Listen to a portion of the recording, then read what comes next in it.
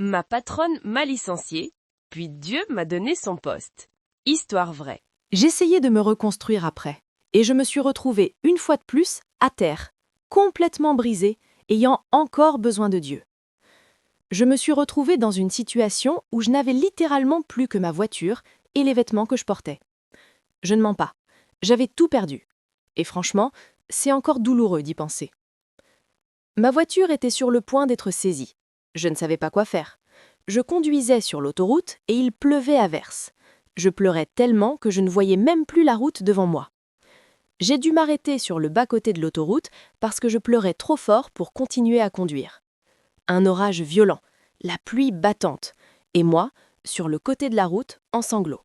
Et j'ai dit à voix haute, « Seigneur, je suis perdue. » J'ai dit, « Je suis confuse, je ne sais pas quoi faire, j'ai besoin d'aide. » Recommencer encore une fois, c'est un coup très dur.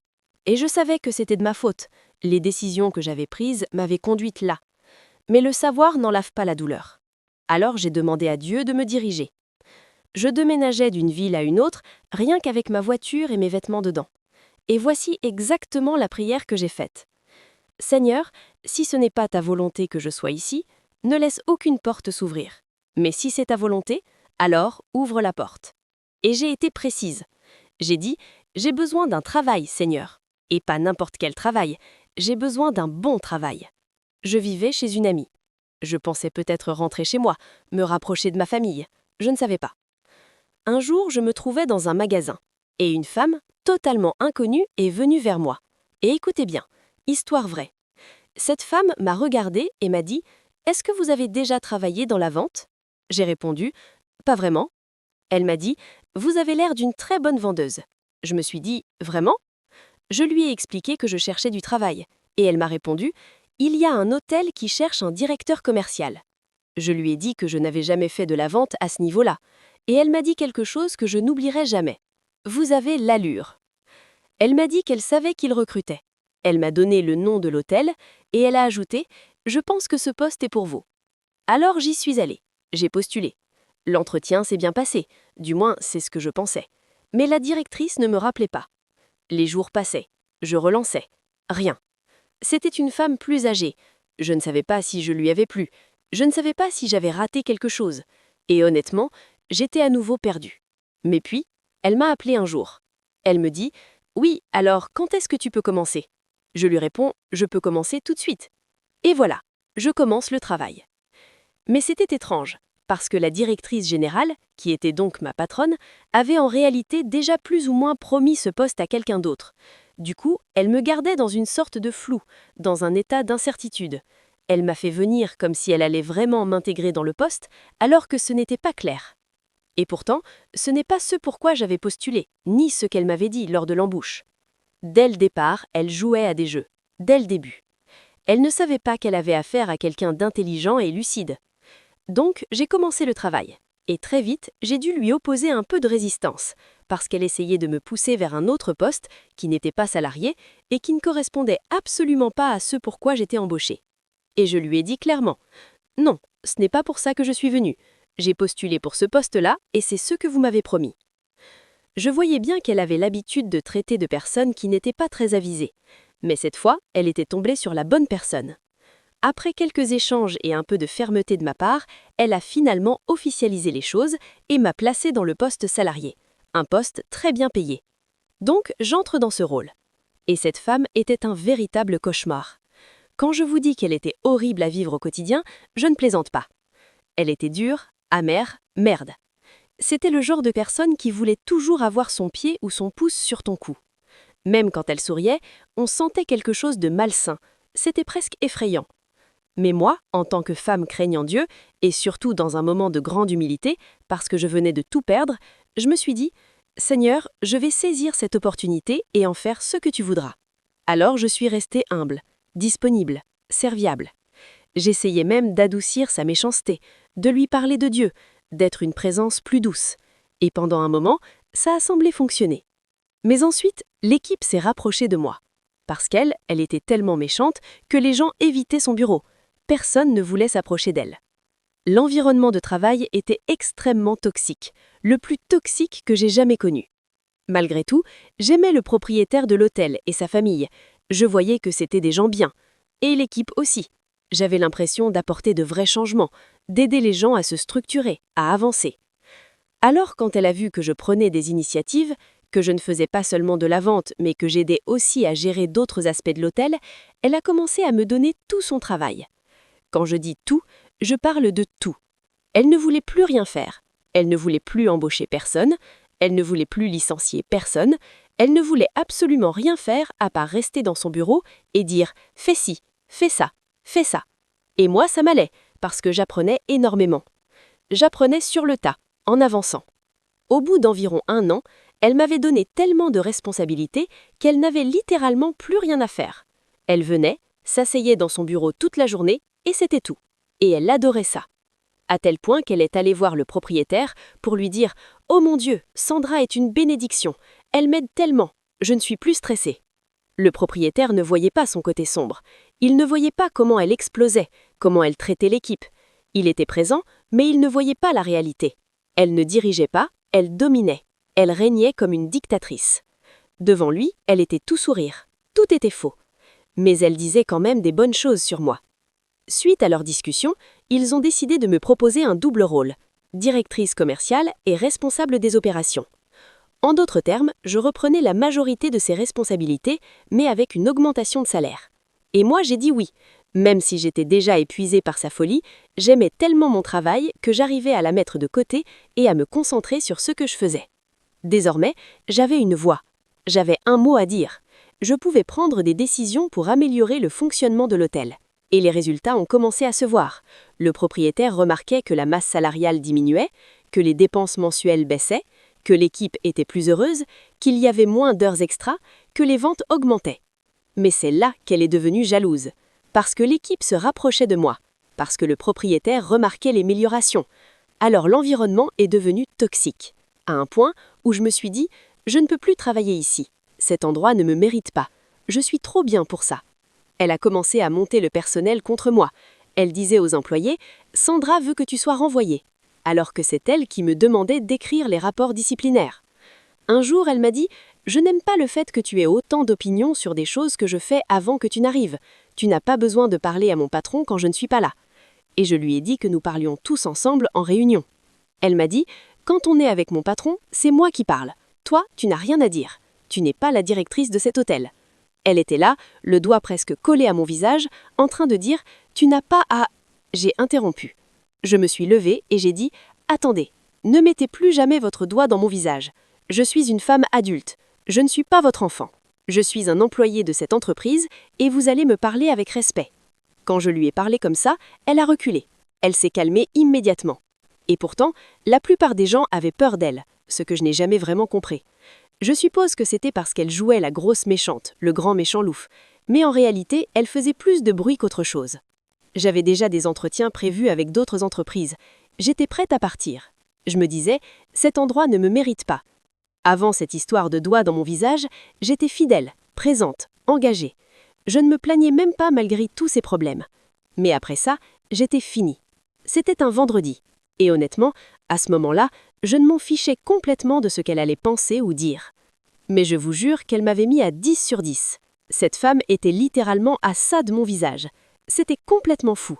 Cette réunion-là a été le déclic. Je me suis dit, c'est fini, je pars. J'ai envoyé un email. J'ai écrit, je prends 3 jours personnels. Mon téléphone sera éteint. Mon ordinateur sera éteint. Je reviens mercredi. C'était un vendredi. C'est tout ce que j'ai dit. À ce moment-là, je ne m'en fichais complètement de ce qu'elle allait penser ou dire. Elle a pris cet email et l'a montré au propriétaire de l'hôtel en disant « Sandra est licenciée. Elle n'a pas demandé de congé. Elle m'a simplement envoyé cet email pour dire qu'elle ne reviendrait que mercredi. Quand elle reviendra, elle devra récupérer ses choses. Elle est virée. » Je ne savais rien de tout ça à ce moment-là. Moi, j'ai fait exactement ce que j'avais dit. J'ai éteint mon téléphone professionnel, j'ai éteint mon ordinateur professionnel et je profitais de ma tranquillité. Mon plan de sortie était déjà en place. Puis arrive mardi soir. Je rallume mon téléphone et mon ordinateur parce que je me dis « Bon, je retourne travailler demain. Voyons un peu ce qui se passe. » Et là, mon téléphone commence à vibrer sans arrêt. Ding, ding, ding. Des messages, des emails, encore des emails. tous du propriétaire de l'hôtel. Ces messages disaient « J'espère que tu n'as pas démissionné. Est-ce que tout va bien? J'essaie de t'appeler depuis des jours. Je suis même passé chez toi. S'il te plaît, appelle-moi. On peut aller déjeuner ensemble? Je t'ai envoyé un email. Regarde tes messages. » Je vous promets, c'était ding, ding, ding, sans arrêt. Et là, j'ai dit « Attends, une seconde. Merci Saint-Esprit. » Parce que la veille, avant de rallumer mon téléphone, j'avais fait un rêve. Je m'étais endormie sur le canapé dans le salon. Et dans ce rêve, la directrice générale était entrée dans mon appartement. Elle se tenait debout dans mon salon, juste devant moi, pendant que j'étais allongée sur le canapé. Elle était là, puis, soudain, elle n'était plus là. Gardez ça en tête, parce que certains d'entre vous qui sont spirituels comprennent déjà ce que cela signifie. Le lendemain, je rallume mon téléphone, mon ordinateur, et tout explose. Alors j'appelle le propriétaire. Je lui dis « Est-ce que tout va bien ?» Et lui me répond exactement comme ça. « Oh mon Dieu, merci Seigneur, Oh mon Dieu. tu n'as pas démissionné. » Merci Seigneur. Tu n'as pas démissionné, n'est-ce pas? Et je lui dis « Non. » Mais intérieurement, je savais déjà que quelque chose n'allait pas. J'étais sur le point de partir, mais je me suis retenue. Et là, il m'a dit « Oh, merci mon Dieu. » Il a continué. « Écoute, je sais tout ce qui se passe. Je sais ce que tu as traversé. Je suis désolée que ça m'ait pris autant de temps pour intervenir. » Puis il m'a dit « Je veux que tu sois ma directrice générale. » Devant Dieu, je vous le dis. Devant Dieu. Je l'écoutais, sans dire un mot. Il a ajouté « Je veux que tu sois ma directrice générale, mais j'ai besoin de savoir que tu ne vas pas partir. J'ai besoin de ton engagement. » Et moi, intérieurement, j'hésitais. Il a poursuivi. « Pour préserver son anonymat, appelons-la Leslie. Je vais me séparer de Leslie. Mais pas demain, parce que demain, c'est son anniversaire. Je le ferai le lendemain. Mais j'ai besoin de toi. Je ne peux pas te perdre. » Il m'a dit « Je n'ai jamais gagné autant d'argent depuis l'ouverture de cet hôtel. Je n'ai jamais eu autant de structure. Tout ce que tu fais se voit noir sur blanc. Je ne peux pas te perdre. Tu es la meilleure directrice commerciale que j'ai jamais eue, la meilleure responsable des opérations, et je veux que tu sois ma directrice générale. » J'ai dit oui, mais avec hésitation. Parce que même si je l'aimais bien, je me disais « Tu as laissé cette femme faire autant de dégâts pendant si longtemps. Elle a fait du mal au personnel, aux clients. C'était un chaos total, des choses qu'on ne voit que dans des émissions de télé-réalité. Et pourtant, elle m'avait déjà licenciée, mais lui m'a embauchée à sa place. Dites-moi que Dieu n'agit pas. Vous vous souvenez de la prière que j'avais faite quand j'avais dit « Seigneur, si c'est ta volonté que je sois ici, ouvre la porte, et j'ai besoin que ce soit une bonne porte. J'ai besoin d'un bon travail. » Et c'est exactement ce que Dieu a fait. Il fallait juste que je tienne bon, que j'ai l'endurance de rester jusqu'au bout, parce que j'étais à 2 doigts de partir.